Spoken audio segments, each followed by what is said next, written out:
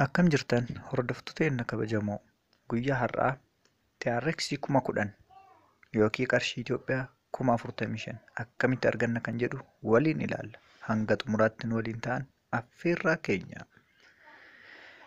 Arboor Online School iddoo kamiyyuu taanee online irraa akkamitti akka argannu gara weebsaayitaa. Jalqaba irratti telegiraama irratti gara nama nu affeeree san liinkii nu argedha liinkii san cuqaasne yookiin tuqna jechuudha. Akkuma liinkii san tuqneen gara weebsaayitichaa nu fudhata liinkichi. Hanga inni nu banu ni eegna. Kallattiidhaan onlaayinaan isin liivii isin agarsiisaa jira waan ta'eef kallattiin onlaayina seenaa jira, tamsaasa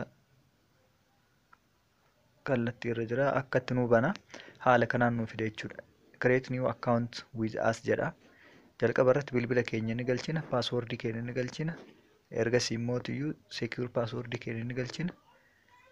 Ergasii isa 56 4 jedhu saniin tuqnu kaga aanu san lakkoofsa itti galchinaa jechuudha. Aksii ZF ka'u san booda nu dabarsa gara itti aanutti. Paaswordii fi iimeela lakkoofsa bilbilaa akka fakkeenyaan fayyadamee kanatti isin keessan sirrii galchuudhaan paaswordii keessanis sirrii galchaa. Ergasii gara weebsaayitaa hanga inni isin seensu egaa galmooftaniirtu jechuudha. Gara weebsaayitaa erga seentanii booda gara weebsaayitaa seentanii booda filannoo akkanaa isinii fida. Filannoo kana yoo barbaaddan oloofuudhaan tokko isaatiin ni dubbistu. Seera haala paarsantii inni ittiin kaffalu tokko weebsaayitaa kanarraa ni argattu jechuudha. Weebsaayinni kun haala kamiin akka kaffalu, paarsantii meeqa akka kaffalu guutuu isaa argattu. Gara duubaa preview kan jedhu jira. Itti aanee immoo gara fuula duraa next kan jedhu jira. Kana erga dubbistanii xumurtanii booda yookiin immoo hubannoo hanga barbaaddanii asirraa erga argattanii booda yoo barbaaddan dubbistanii yoo hin barbaanne ta'e immoo close isa jedhu san tuquudhaan gara kutaa itti aanutti yookiin immoo gara keessoo weebsaayita keessanii seenuu dandeessan. Paaswordii fi iimeela kiyya galchee kallattiin gara kiyyaa irra seenee jira.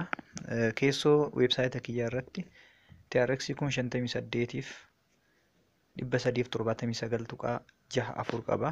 Namoottan hedduu affeeree namoottan affeeree san tokkoon isaanii join godhanii bananii gara keessaa seenan jechuudha. Nama tokko yeroo affeertanitti liinkii keessanii yoo namni sun seenee galmaa'ee isiniif 500 kennama. Anaaf immoo TRX 100 kennama. Sana jechuun namicha haaruutti join godhe TRX 500 argata. Isin immoo liinkii keessanii waan seeneef 100 argattanii. Kun immoo keessoo weebsaayitaa irratti guyyaa guyyaan paarsantii 5 TRX kuufama qabnu sanirraa paarsantii 5 nu lakkaa'aa jechuudha. Paarsantiin 5 nu lakkaa'e sun fakkeenya kan guyyaa har'aa 2,918 qabxii 98 na lakkaa'ee jira. Mee gara duubaa deebi'ee mana isaarra seenee isin agarsiisu. Kuni dalagaa jira, maashinichi dalagaa jira. Cloud mining is working jedha innu. Paarsantii 5 58 sanirraa kunniin kan guyyoottan dabraniiti kan guyyaa irraa 2,918 paarsantii 5 0.05 argadhee jira. Gadi tuqxanii successful jedha. Fudhadhee jira jechuudha. 58 kan ture sun dhumarra ni ilaalla gara 61tti ol guddachuu qaba. Isaan kunniin akkanumatti guyyaa guyyaan kan fudhataa ture dabalaatuma deemaa guyyaa irra. Kunniin hundi isaanii kan erga galmaa'ee fudhachaa ture guyyoottan 10 keessatti TRX guyyaa guyyaan dabalaatiin deema 980 fudhee 189 fudhee 416 562 akkasumas hoo jedhu dabalaa deema. Guyyaa har'aa garuu 2,918 qabxii 98 fudhadhe jechuudha. Paarsantii 5 kuufama qabu irraa.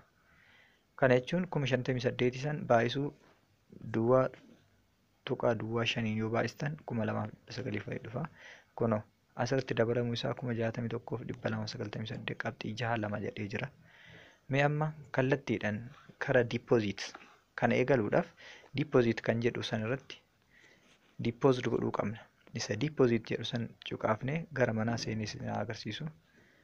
Deposit isa jedhu kana ni seenna.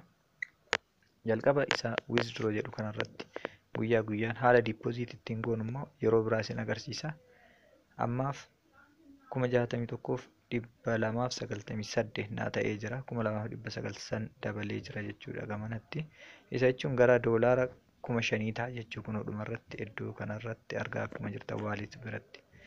Mee withdraw kan jedhu irraa seennu guyyaa guyyaan maal argadha?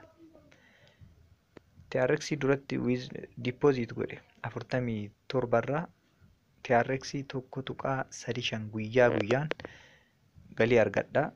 Isii tana karaa waaleetii baasuudhaan yeroo baasuudhaaf jedhu information irra yoo seenu duwwaadha. Information jechuun isin nama tokko affeertanii yookiin immoo liinkii keessanii nama tokko galmaahee gaafa inni invest godhe yookiin immoo TRX 5 irraa isa xiqqaa irraa invest godhe deposit godhate irraa qabee parsantii 15 isarrallee ni argattu jechuudha. Mee amma kallattumaan haala ittiin TRX 1.35 guyyaa guyyaan argadhu tana haala ittiin baasu isin agarsiisu.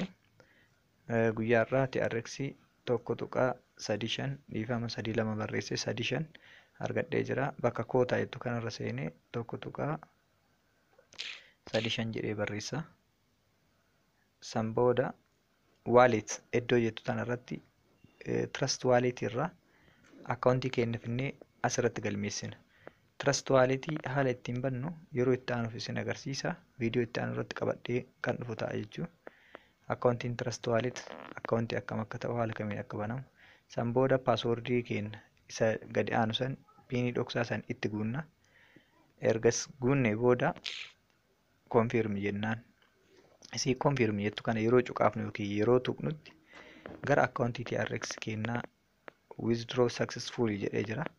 Gara akkaawuntii TRX kiyyaa ergee jira. Mee gara akkaawuntii TRX asirraa isin tun duwwaa taatee jirti. Guyyaadhaan boonasii duwwaa tuqaa duwwaa 3 TRX 47 an deposit godhe irraa kan argadhe duwwaa tuqaa 1.35 dhiifama karaa trust wallet kiyyaatti na ergee jira. Mee haa seennu walumaan. Akkaawuntii trust wallet yeroo itti aanuuf akkamitti akka banattan viidiyoo qabadhee isiniif dhiyaadha. Viidiyoo itti aanu irratti isa ni ilaaltu jechuudha. Gara trust wallet kallattiidhaan hojjetaa jira waan ta'eef viidiyoon isinitti dheeratus dhiifama. Gara trust wallet seenee jira ammaan.